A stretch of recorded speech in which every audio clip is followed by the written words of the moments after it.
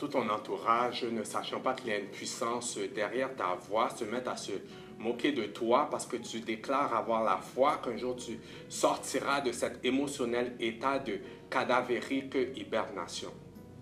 Cette cadavérique hibernation guidée par cette berceuse qui est l'intimidation, cette berceuse qui est la fornication et même cette berceuse qui est la sexuelle violation. Ce qui fait en sorte qu'aujourd'hui, lorsque tu entends les mots « source d'inspiration » qui font appel à ton prénom, tu leur réponds non.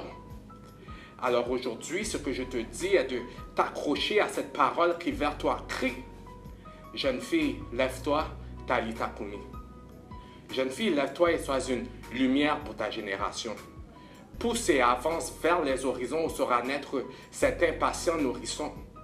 Non pas seulement le physique nourrisson, mais aussi tes rêves, tes visions, tes projets, tes aspirations qui un jour furent assassinés par l'accumulation de tes multiples déceptions, tes nombreuses tribulations.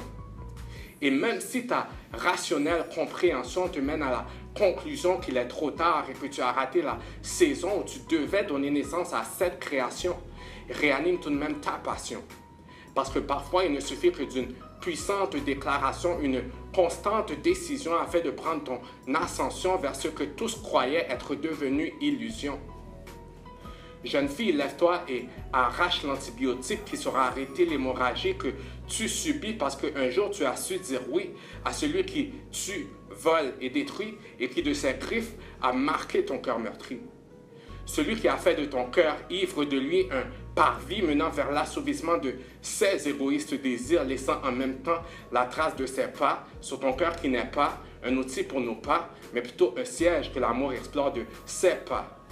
Alors jeune fille, lève-toi et arrache l'antibiotique qui saura arrêter cette hémorragie, devenant en même temps un symbole pour toutes celles qui vivent une sentimentale tragédie.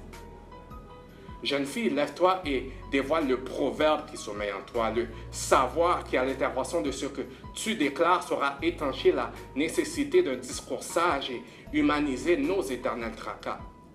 Et révèle aussi l'espérance derrière tes phrases, nous rappelant que devant nous réside le résultat de nos responsables choix. Jeune fille, lève-toi et deviens une bouée pour tes intimes proches, toi qui reçois régulièrement la première pierre, la première roche, parce que trop souvent tu donnes libre accès à ton lit dans l'espoir de remplir tes émotionnelles poches, ou bien trop libre accès à ton noyau dans l'espoir de nourrir celui ou celle qui quotidiennement s'alimente de tes mamelles. Et toi aussi qui tente de combler ton vide en te donnant trop facilement à celui qui vide en toi une affection vide, car trop vide d'amour, parce que lui-même possède déjà un certain vide pour finalement réaliser que jamais n'est assez combler cet interminable vide. Mais quand même, soit cette bouée te détournant de la route des délaissés de l'amour pour te tourner vers la voie où la vérité sera te révéler ta réelle destinée. Sois cette bergère pour tes proches rescapés qui, eux, n'auraient jamais cru qu'un jour tu deviendrais leur salvatrice clarté. Et maintenant, ce que vous direz est qu'un être représentant l'essence de la masculinité n'a rien à apprendre à votre féminité, mais vous saurez que j'ai dû expérimenter la douleur de devoir observer la détresse d'une mère délaissée luttant pour la survie de ceux qu'elle a enfantés. Et j'ai même eu à impuissamment regarder une sœur être relation après relation délaissée et subtilisée de son rêve de stabilité par celui qu'elle pensait un jour pouvoir épouser. Voici donc une preuve de ma capacité d'empathiser.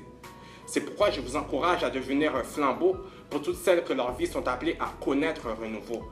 Toi qui sauras renaître de tes cendres de ton tombeau suite à l'écoute de l'appel du puissant restaurateur Agneau.